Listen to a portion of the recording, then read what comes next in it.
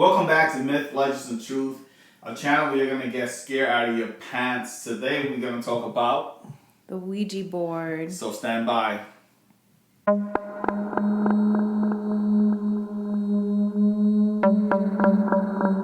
So we're back, and we are going to talk a little bit about the Ouija board. The topic overall was or is about divination tools and types of divination tools, but the Ouija board is definitely the most well-known one. Most popular, well-known, has a lot of scary movies based on using the Ouija board. So we just wanted to kind of get into that and provide a little more history. The first thing is, I didn't know this was made in 1891. Yeah, so holy crap. Yeah, there was a period of time, I think it was around the 1800s, where spiritualism was huge. It was a very big deal. And there was actually some sisters named the Fox sisters that just really shed some light, really intrigued a lot of people, their story. And we can do a whole podcast just on their story alone one day. But yeah, it came about, the board was first introduced in February of 1891. Mm-hmm. If I don't know, they said that it was the wonderful talking board. Yeah. And it cost $1.50 at the time, which is a lot of money Yeah. in 1891. Mm-hmm. That's a lot of money. Yeah, it was being advertised in papers, and it was being sold in a Pittsburgh toy and novelty store. So yeah, it was described as a magical device that answered questions of the past, present, and future, as well as acting as a link between the known and the unknown. So between our world and the spiritual world, for example. A lot of females were using it to see if their husband was cheating on them. Yeah. Yeah, that's what it was really. I'm pretty sure that was a popular question. So they found use on that. Yeah. But the crazy part is that it quickly turned into this whole thing of talking to the unknown, getting into the other world and all that. Yeah, talking with spirits. Mm-hmm. I mean, again, spiritualism was such a huge thing at that time, and I think the Ouija board was definitely kind of in the center of that. Because it was providing a method for people to be able to communicate with the other side. So for those who have not seen a Ouija board before, it's a rectangular flat board with all the letters of the alphabet arranged in two arches above the numbers 0 through 9. Mm-hmm. So at the uppermost corners, you have the words yes and no. And then at the bottom of the board is the word goodbye. So along with the board, you'll get a planchette kind of in the shape of a teardrop with a small little window in the center of it. And this planchette is placed on top of the board, and the players place their fingers on the device and they start to ask their questions. Usually there's some instructions that go along with it, like you want some sort of opening prayer. A lot of people say that you should do like a prayer of protection or something beforehand, before opening. Yeah, because before opening those doors, you don't know where you're gonna let in, what you're talking to, and just kind of introducing yourself. Hey, is anyone here? If you're here, let us know. Things like that. Don't know about you, but growing up, I was petrified of the goddamn board. Well, I think by that time, a lot of us were scared of it. I think a lot of us were intrigued about it. And then, you had all the scary movies and everything that were based, on the board.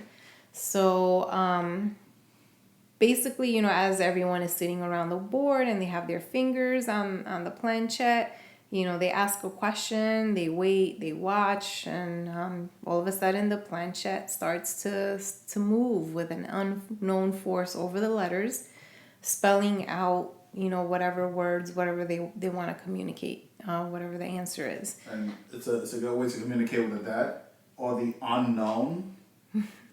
My God. Yeah. I guess you don't really know what you're communicating with. You'll see that in a lot of the movies, people will make contact with some sort of demon or something from hell. Yeah, opening the gates from hell. Yeah. That I would not touch that. It is pretty scary. Have you ever played with one? I did, but it was very brief and nothing happened, so I was disappointed. I was very disappointed. And I never tried it again after that. But it also says, the idea, once you go through the whole thing using the board, you should close out with a closing prayer. Basically shutting that door, cutting communication with whatever it was that you were communicating with, to make sure that they don't follow you home or they haunt your home, or whoever's house that you guys are using the Ouija board. Now, does the prayer come in the description? Like do they give you like a specific prayer, or you just make your own? No, they don't give you a specific prayer. I don't think so, but I don't know what comes exactly in the instructions. I don't remember exactly, but I do remember, a lot of people talking about, okay, when you're going to use this, say an opening prayer of protection, introduce yourself, all that stuff, and then at the end, close out with a prayer. Make sure you pray and you make it known that you're ending communication at that point, that it's over. Shit, for over 120 years, this thing has been scaring Americans. Yeah. The whole American culture thing. It's insane to me how a board that was made just to make money has morphed into this crazy thing that people are just... Yeah.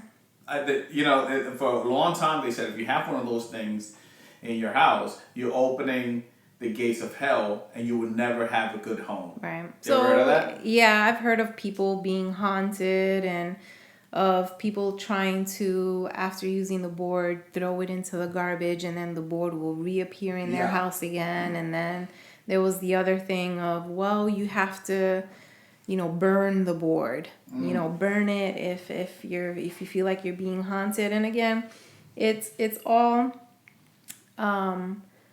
related to what your intentions were when you decided to start using the board. What was in your house, what you made contact with, and then also the fact that, maybe some of these people didn't do that prayer of protection, didn't set those boundaries, and then most importantly, didn't close out with that prayer.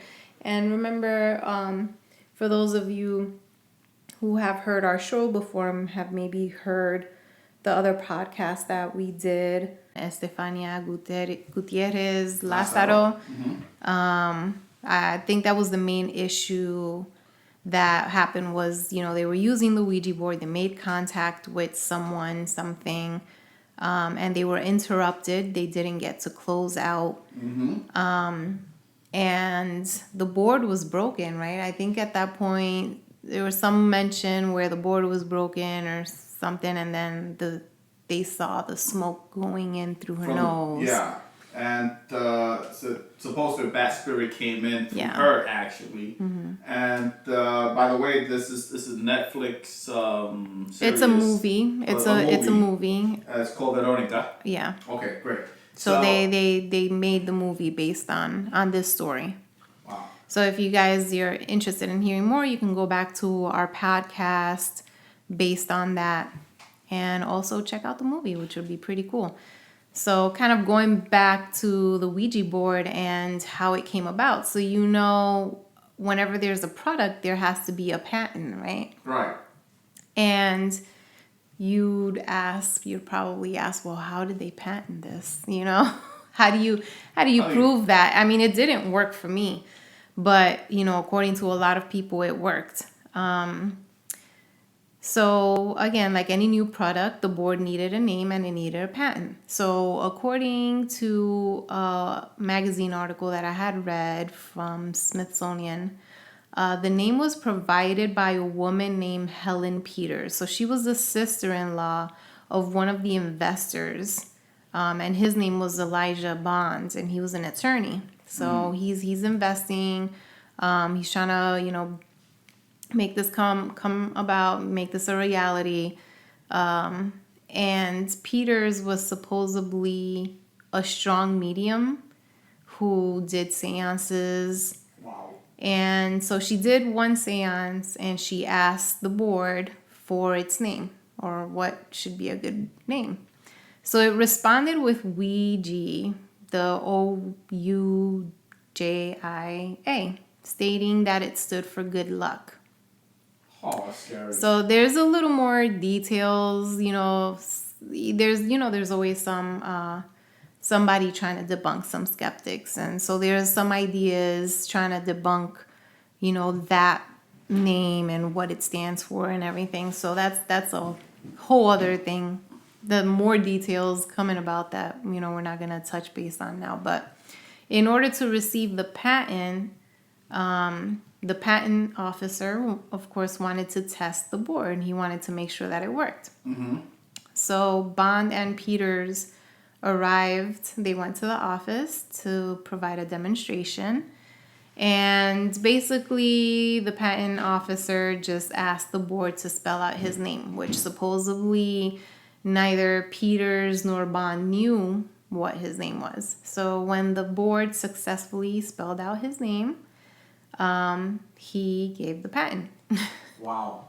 Yeah, it's one of those things that do not try it unless you kind of, it's like the Candyman thing, staring into the... yeah, you never know what you're going to get. Yeah, just don't do it. Just take it from us. Just go out there, enjoy your life. Don't do these things. You never know what's going to happen.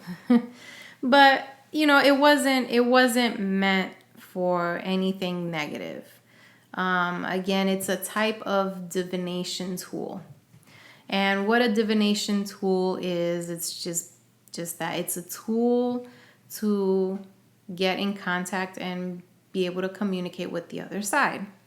So the Ouija board just got a really bad name because of, maybe like I mentioned before, not leaving out the prayers, leaving out that, closing out, or just, maybe there's some people were fooling around and being very disrespectful and angered whatever spirit or whatever they were talking. Like there were so many variables, I'm sure, but it wasn't meant as a negative thing. It's not like the devil's board or something like that. It came straight from hell. It was just a way to communicate, and it all depends on what you're communicating with or how you're going about things, how it's being used, what the intentions are. But unfortunately, it has a bad name. It has a bad name. Yeah. After all the scary movies. I mean, it makes a great theme in scary movies. Is there any other divination tools that you know of? So there's a lot of, other divination tools. There's tons, and I'm not going to get into all of them, but some of the ones that people know very well are like the tarot cards. Mm-hmm. And so a divination tool kind of picks you. What? It's one of those things where, I think everyone has that like sixth sense.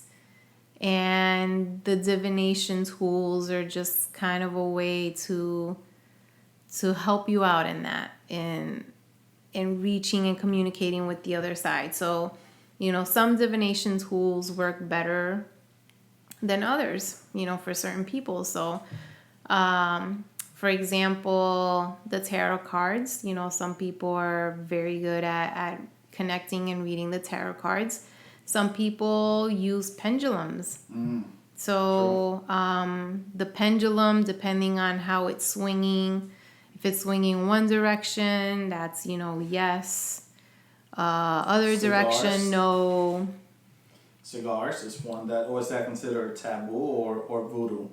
with the cigars, when they take the cigars. Oh, with the smoke, and they smoke, try to read the right. yeah. There's so many different ways. Numerology is another one. What is it? The I Ching books and coins, the coins, crystals. Some people just do the palm reading, stream of consciousness writing, where they just sit there with a pen in their hand. This one I've actually tried too. What? Where am I when you're trying all these things? Well, we didn't even know each other at that point. So the stream of consciousness writing, yeah, that one actually worked for me better than the Ouija board did. And that deserves a whole story, a whole podcast on its own, because there's a whole big story that goes along with that. I was trying it with my cousin, and then my cousin got her neighbor to try it, and a whole bunch of crazy things just, happened after that. So that's a whole different podcast. But scrying of mirrors. Okay. And it's not just mirrors. So it's mirrors, crystal balls, water, anything that has anything reflection. that has a reflection. And so that's another way to communicate. And there's a famous psychologist. I think he's a psychologist. Okay. I have to research his name and get back to you on that. But he's the one that started researching life after death, and he was huge on doing the scrying with the mirrors. So he started basically helping people through grief, people who had lost loved ones. And he designed like this little room that he would sit his patients in. Mm-hmm. He would sit them in a chair, dark room. It had to be, completely pitch black. And he sat them in front of a mirror. Oh, wow. And so, so he had them, sit there for whatever amount of time, just kind of meditating. And a lot of people supposedly had experiences, and they were able to communicate with their loved one, and they were able to get some closure. So I have to find his name, and we can talk a little bit more about that, because that's very interesting. And he's written a lot of books, and he has a lot of videos. Is he still alive, or is it? Yeah, I honestly don't know. Okay, I'll definitely look it up. But we'll do some research, and we'll provide some information, because it's interesting, how as a medical professional, a lot of the times you'll see that there's more skeptics than there are believers. Well, I mean, it's hard to say the percentage, but it was interesting to hear how he brought in some of these divination tools and the spiritualism into his practice, into the treatment, for grief counseling and things like that. So some of the other ones are the room castings. They're throwing like these little pieces of either wood or stone that have the runic alphabet on it. Or the dowsing rods. I think the dowsing rods are my favorite ones. Jesus. Wow. So, it's safe to say that there's a lot of stuff out there that you can use to get in contact with the other side of the world, right? Or the other side of the veil. Yes. For good or bad, I don't know yet. Meaning, I don't know if you could do the same thing to go into talk to the people that are in heaven. Because most of these things are for people that are in hell.